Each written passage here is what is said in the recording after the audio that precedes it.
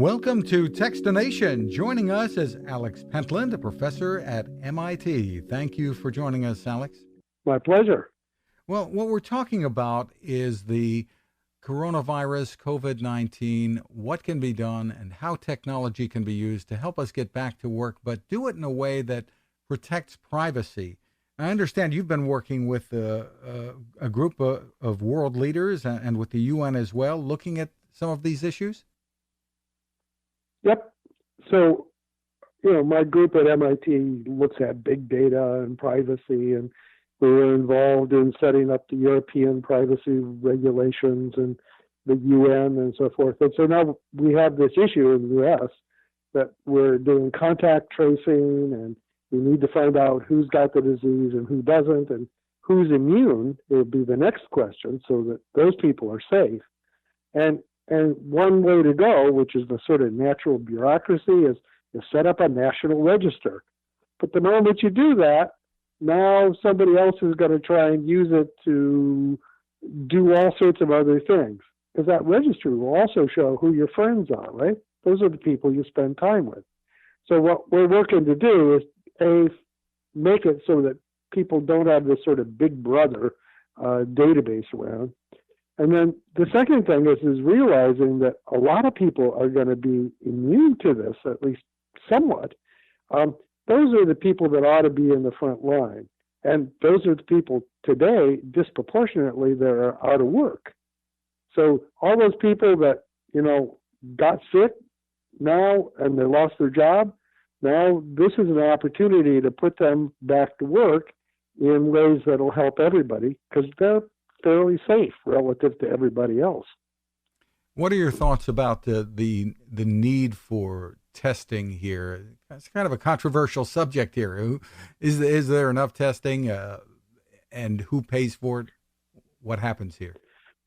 Well, we do a lot of sort of this modeling stuff people talk about using actual data, and all of the answers point to not only do you have to do testing, but you have to really do this contact tracing, and then you have to quarantine people who've been exposed. So that's really tough.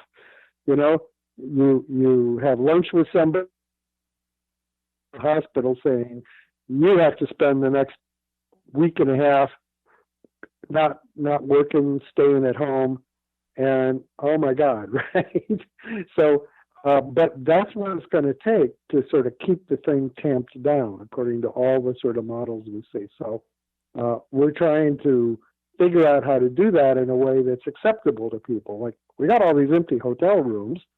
Maybe if you have to quarantine, you get a nice hotel room, all the food you can eat, and that's on the state, not on you, and certainly not on your employer.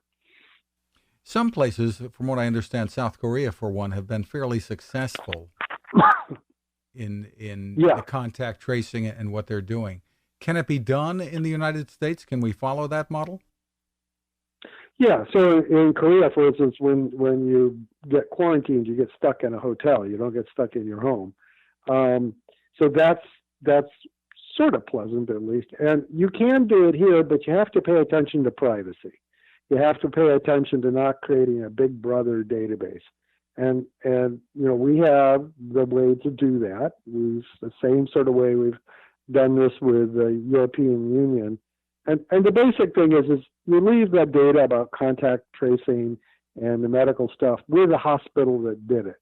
You don't make big copies of the data, and you set up a system that asks the hospital for certification whenever you personally need it. So like if you're looking for a job and they say, well, did you get recovered so you're safe? You can show them a certificate that you actually were infected, that you've got antibodies, you're relatively safe. And it just comes from the hospital, so there's no national database. And this is familiar. We used to do this with tuberculosis for food handling. You'd get a piece of paper from the hospital that certified that you had antibodies. Or even today, if you work with kids, you have to show that you have certain shots and immunizations, and it's a piece of paper. So piece of paper is not sort of the modern way to do things. The modern way to do things is on your phone, and it's just not that complicated. So it's like that piece of paper, but now it's the digital version of that piece of paper. And the key is not having a big brother thing where it's a national database of everybody, but the way we've always done it, which is keep the data local, keep it where it needs to be, not anywhere else. I guess one of the issues is we really don't know with a high degree of certainty just how immune people are once they've had this virus. That's right. Yeah. But you do the best you can, and that's a lot better than not doing anything. A lot better. We know it's that good. We just don't know it is perfect. It's not likely to be perfect. But then, that was never the case with all these other diseases either. We tend to think of it a little too simple, but it's never been the case that these sorts of things are perfect. We get along with it. So I think we can do it. And from what I see, the tests are getting better. There's some bad ones. We're weeding those out. They'll be good enough for service, I'm sure. What are your thoughts about the approach that seems to be being taken here, that this is being done on a state-by-state basis? At least it seems to be at this time. Well, different states are really different, it turns out. The big thing is if you live in a place with a very dense population, this thing is like a wildfire. If you live in a state that doesn't have a dense population, it's a very different sort of dynamic, except, of course, for the elder care places. And so, it's what you're trying to do is you're trying to limit the number of different people you see every day. Now, if you live out in Wyoming, you don't see very many different people ever. If you live in New York, our data show you typically we're seeing 75 different people every day. And that's people you actually spent time with. You got to knock that down, to 10. And so that in New York, it's going to be a real thing. Okay. In Wyoming, not such a big change. So does there need to be some kind of national program here, or should it be a state? There needs to be national guidelines, right? So what I just said is you got to get your contacts below 10 or your contacts below 5. You've got to do quarantine when someone's exposed. Those are uniform, right? But exactly how you do it depends on your physical infrastructure, the population density you have, and things like that. So naturally, not only state by state, but city by city is going to be a little bit different because different places have different infrastructure. But those guidelines about reducing the number of contacts, quarantining people that are exposed, those have to be uniform. And the use of technology here, for instance, our phones that always know where we are at any given time. Yeah. What are your thoughts? So that's. I see two places for that. I'm not a big fan of that. But you show up in a hospital, you're sick, and they say, "Who did you spend time with?"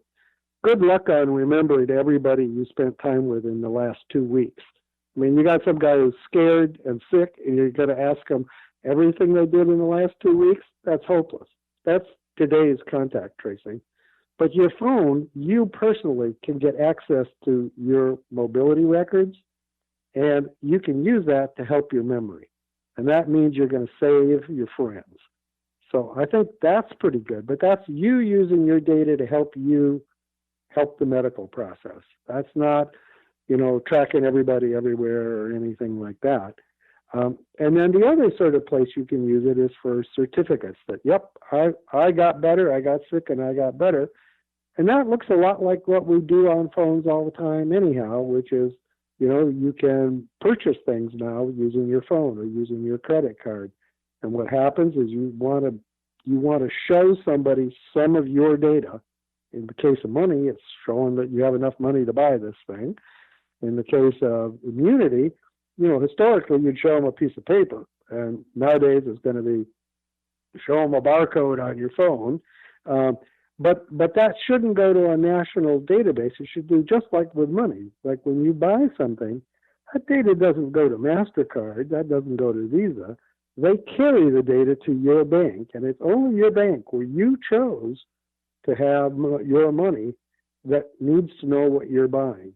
And the same thing should be here. When you choose to show somebody you've been sick and now have antibodies, you choose to ask the hospital to show them that you are in fact safe.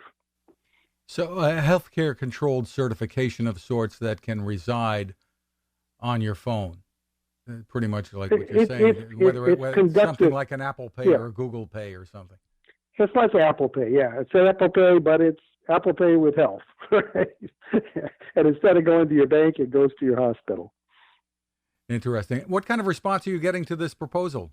Do you think it's got a chance here in the U.S.? I think it does, because in some ways it's the simplest thing to do, right? For instance, in Massachusetts, they decided to do contact tracing with people, not technology. And I sort of have to endorse that. And of course, now the technology is helping the humans do contact tracing better. That's a great place to use it, because you want them to be accurate, to be efficient. But there's so many different ways people have conditions, and context is everything. So you got to have that human element be central. Very interesting. Professor Alex Pentland, thank you so much for taking the time with us.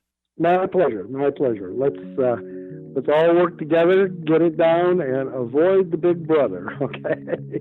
Take care. Stay safe. Now this.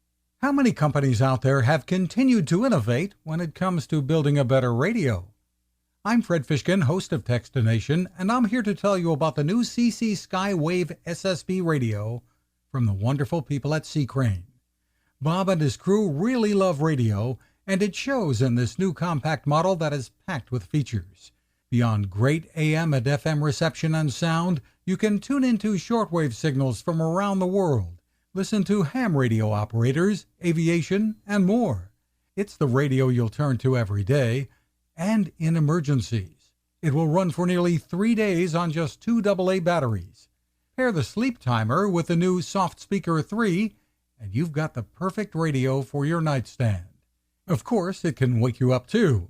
Click on C. Crane at Techstination.com and put in the code Techstination for a free flashlight with your order.